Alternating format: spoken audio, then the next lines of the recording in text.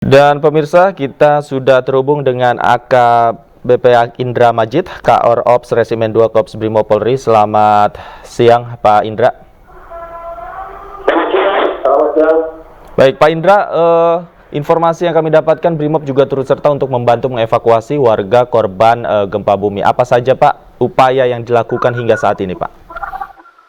Ya, jadi kami jelaskan bahwa upaya yang telah dilakukan oleh tim gabungan penanganan bencana baik dari Polri, TNI maupun pemerintah, kita sudah melakukan yang pertama evakuasi, pencarian, penyelamatan terhadap korban-korban yang tertimbun tanah longsor, kemudian tertimbun reruntuhan akibat gempa. Kemudian kami juga melakukan proses pasca gempa itu sendiri, artinya mulai dari pengungsian, kita mendirikan tenda-tenda pengungsian, kemudian melaksanakan kegiatan trauma healing untuk anak-anak yang berada di lokasi pengungsian, memberikan bantuan sembako, bahan makanan. Pak Indra, evakuasinya dipusatkan di wilayah mana saja, Pak, dari tim Brimob? Jadi ada 12 lokasi yang terdampak gempa di Cianjur, namun ada 7 lokasi atau 7 kecamatan yang paling terdampak paling parah. Nah, salah satunya adalah di Kecamatan Cugenang. Ini yang kecamatan paling parah terdampak akibat gempa. Nah, untuk pengungsian sendiri di semua kecamatan hampir ada tempat pengungsian, Pak. Oke, di Cugenang di desa mana saja, Pak? Titik yang terparah yang ditemukan di lapangan? Untuk di Cugenang, saat ini yang kita fokus adalah di Desa Cijedil. Karena kita mendapatkan informasi bahwa masih ada korban tertimbun akibat tanah longsor di sana, mungkin sekitar 30-an. 30 orang? 30 jenazah? Orang, dan sampai saat ini masih dilakukan pencarian dan penyelamatan. Oke, artinya di sana masih banyak yang diduga tertimbun, Pak, ya? Masih banyak yang diduga tertimbun, yang di Cugenang ini, yang di Cijedil, Desa Cijedil. Oke, selain memang upaya yang dilakukan oleh Brimob untuk membantu proses evakuasi, di sana bentuk pendampingan apakah juga dilakukan, Pak, kepada warga terdampak? Ya, kami juga melakukan bentuk pendampingan pada warga terdampak. Jadi di setiap tenda-tenda pengungsian, kami ada tim dari Brimob maupun dari Polri dan dari tim kesehatan kami melakukan pendampingan khususnya kepada warga-warga yang sakit, kemudian anak-anak yang kita berikan trauma healing, seperti itu, Mas. Oke, bagaimana dengan kebutuhan-kebutuhan logistik, Pak, di lapangan? Mengingat mungkin situasi dan keadaannya di desa terdampak juga masih parah, warga juga kesulitan mendapatkan akses air dan lain sebagainya. Apakah ini juga turut diakomodir oleh Brimob? Ya, untuk masalah dukungan makanan ataupun akses air, bahan makanan, air ataupun yang lainnya, kami juga mengakomodir itu. Jadi kita juga mendapat dari kami sendiri maupun dari bantuan dari pihak-pihak yang membantu.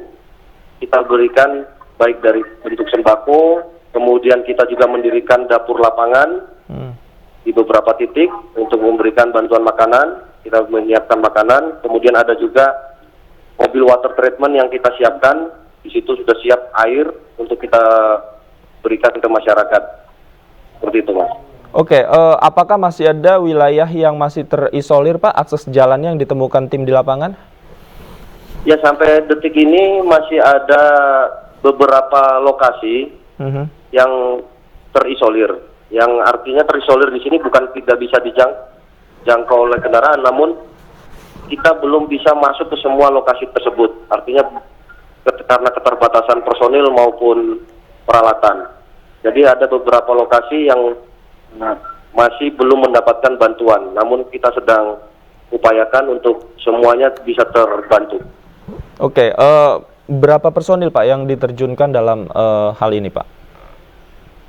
Untuk Brimob sendiri itu hampir 1.000 personil, kurang lebih 1.500 personil untuk Brimob sendiri, Pak. Kalau 1.500 untuk kita personel. gabungan dari Polri maupun yang lain mungkin sudah lebih. Oke. Kemudian yang menjadi fokus Brimob, karena ini ketika hal ini terjadi kan banyak juga instansi lain juga yang turun ke lapangan. Kemudian nanti koordinasinya seperti apa, Pak? Kalau untuk Brimob sendiri, apa yang menjadi prioritas untuk dilakukan tim di lapangan? Jadi sebenarnya kami kerja sama-sama, kami kerja tim dengan instansi lain. Namun untuk fokus Brimob sendiri, kami fokus kepada evakuasi dan pencarian korban, itu yang pertama. Yang kedua adalah penanganan korban gempa, atau dalam hal ini warga yang mengungsi, dengan kita memberikan bantuan-bantuan baik tadi makanan, air, kemudian pendampingan, kemudian pengobatan, pemberian fasilitas kesehatan seperti itu. Oke, menarik, yang menjadi prioritas adalah evakuasi, khususnya kemungkinan atau dugaan warga yang masih tertimbun longsoran. Nah, di lapangan, Pak, kendala apa, Pak, yang ditemukan oleh tim Brimob khususnya dalam mengevakuasi jenazah yang tertimbun ini? Untuk kendala di lapangan dalam hal pencarian korban ini sama. Yang pertama cuaca, medan. Dari cuaca sendiri sampai detik ini pun masih sering terjadi gempa-gempa susulan. Bahkan ini kita bicara sampai sekarang baru saja terjadi gempa susulan, namun hanya sebentar. Kemudian kadang juga turun hujan sehingga proses evakuasi sedikit terhambat. Dan di lapangan sendiri alat-alat berat untuk kita membantu evakuasi agak susah masuk ke wilayah-wilayah tersebut karena terbatas aksesnya karena akibat gempa kemarin. Seperti itu saja, Mas. Oke, artinya memang ini kan tim Brimob juga hingga saat ini masih bekerja di lapangan mengevakuasi, kemudian juga sudah menemukan beberapa jenazah. Artinya ada kemungkinan bahwa jumlah korban meninggal dunia ini ada potensi terus bertambah hingga hari ini ya, Pak Indra? Ada kemungkinan bahwa jumlah korban masih bisa saja bertambah. Sampai detik ini yang kami dapatkan info sekitar 262 korban jiwa yang sudah terdata. Oke, kalau untuk nanti mekanisme pengumpulan data dari jumlah korban, Brimob akan sampaikan kemana, Pak? Untuk mekanisme pengumpulan data jumlah korban sendiri, satu pintu di BPBD, BNPB yang ada. Dan ini posko gabungannya kita di kantor Bupati Gubernur atau Pendopo Bupati. Oke, Pak, tadi Anda katakan ada posko-posko selain dapur umum, juga posko-posko bantuan untuk warga juga didirikan. Nah, trauma healing juga menjadi fokus yang Brimob lakukan untuk warga terdampak, Pak? Ya, benar sekali, Mas. Jadi trauma healing juga salah satu menjadi program, dan itu ada poskonya tersendiri untuk kita laksanakan kegiatan trauma healing untuk masyarakat yang mengungsi, khususnya kaum rentan seperti anak-anak. Oke, fokusnya seperti apa, Pak? Apa fakta-fakta yang ditemukan di lapangan dalam trauma healing, Pak, khususnya bagi anak-anak, mungkin juga sebagian lansia, seperti apa, Pak, di sana? Bisa diceritakan, Pak? Jadi untuk trauma healing yang kita lakukan, anak-anak ini dari yang berapa kita tanya, mereka sebenarnya khususnya pada saat gempa mereka sangat ketakutan. Mereka mengalami ketakutan, trauma, apalagi ada yang keluarganya sampai meninggal, terluka ataupun terpisah dari keluarga. Nah, ini yang kita coba berikan pendampingan. Kita alihkan perhatian mereka agar tidak terfokus ke sana. Kita berikan program-program seperti bermain bersama, kemudian bercerita, seperti itu, Mas. Sehingga mereka pun mulai sedikit demi sedikit melupakan kejadian gempa yang kemarin terjadi. Oke. Tadi juga Anda sempat katakan bahwa sempat terjadi gempa susulan namun tidak begitu besar. Bagaimana anak-anak merespon kejadian ini, Pak?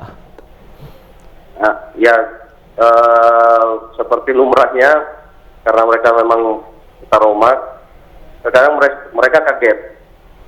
Begitu ada gempa susulan mereka sempat kaget, namun lama-lama pun mereka sudah mulai terbiasa, artinya tidak sampai yang ketakutan seperti gempa yang di awal beberapa hari lalu.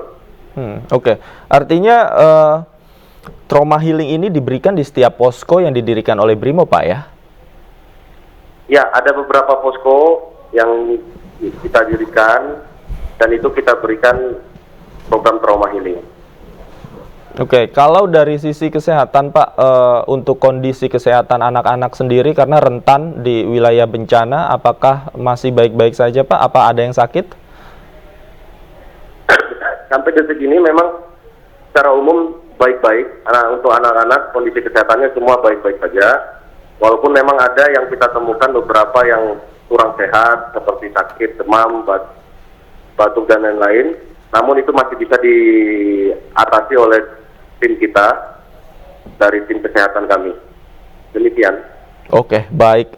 Terima kasih Pak Indra Majid. Kita harapkan apa yang dilakukan Brimob ini terus bisa membangkitkan semangat khususnya trauma healing bagi anak-anak terdampak gempa. Terima kasih AKBP Indra Majid sudah bergabung bersama kami. Selamat siang.